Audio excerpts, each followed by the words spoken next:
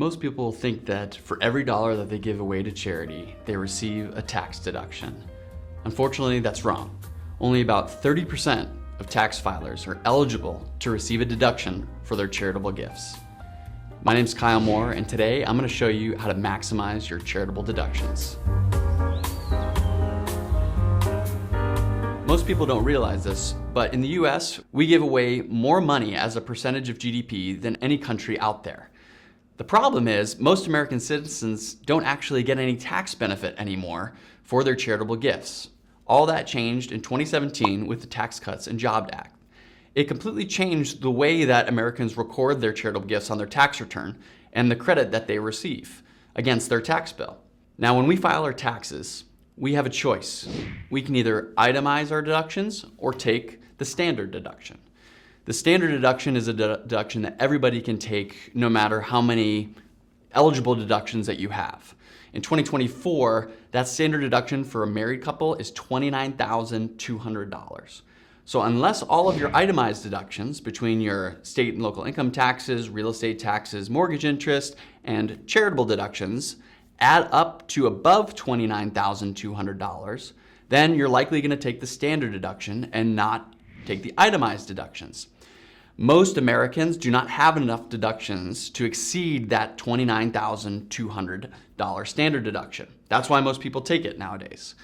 Now, I'm going to show you a situation here where a relatively high-income household in the US, why it's so difficult for them to get any credit for their charitable gifts. Because most of them are just going to take that standard deduction we talked about. So here, I'll share my screen. We have a household with an income of $150,000. Here's what their itemized deductions look like. We have $5,000 to the state that they live in.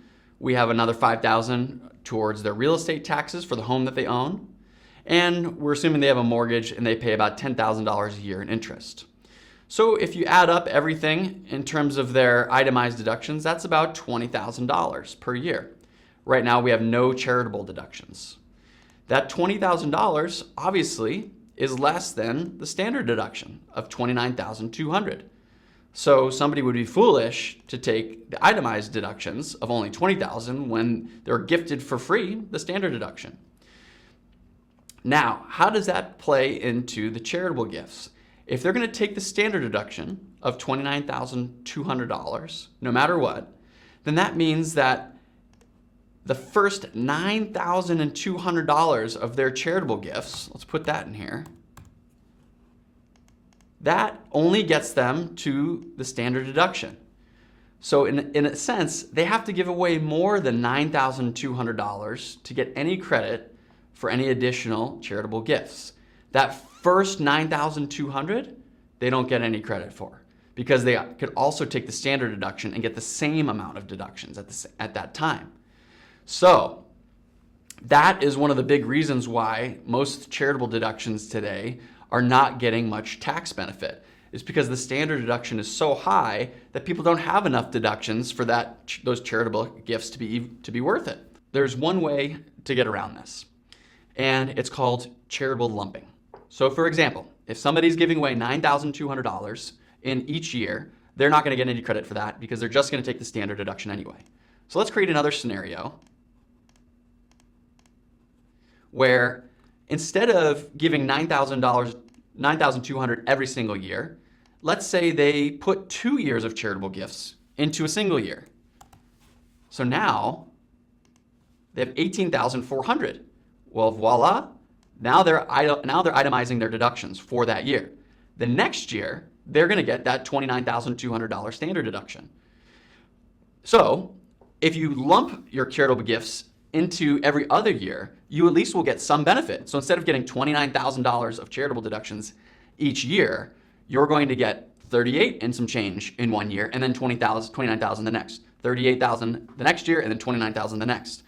So by lumping your charitable gifts into a single year, so making multiple years gifts into a single year, it at least allows you to get some credit for those gifts. Now, cash flow wise, this makes things a little bit more difficult because you have to come up with the money in that year to give away. So some people might have to skip a year of charitable gifts, and then in January of the following year, they can make 2 years worth of gifts in that year to make sure they get all that credit. That is one of the bigger ways that we're trying to get around this with our clients who are charitably inclined. So you want to make sure that you're not losing out on those gifts. So by using this charitable lumping strategy, you are guaranteed to get at least some tax benefit for your charitable gifts. With one of our clients, she received an inheritance. Her father was giving $10,000 a year for 5 years to a university. Our client decided to continue that legacy and give $10,000 a year for 5 years to this university, and continuing to honor her father's previous commitment before he passed away. Now, what our client didn't realize was that her tax situation was different than her father's. She was not going to be able to gain much benefit from that $10,000 charitable gift. She owns a condo, but she doesn't have a mortgage on it anymore. So therefore, her deductions did not exceed the standard deduction threshold, even with that $10,000 a year charitable gift. So what we proposed to her was that you receive this lump sum of an inheritance. Why not make a $50,000 gift today instead of a $10,000 gift for 5 years, since she already has the money?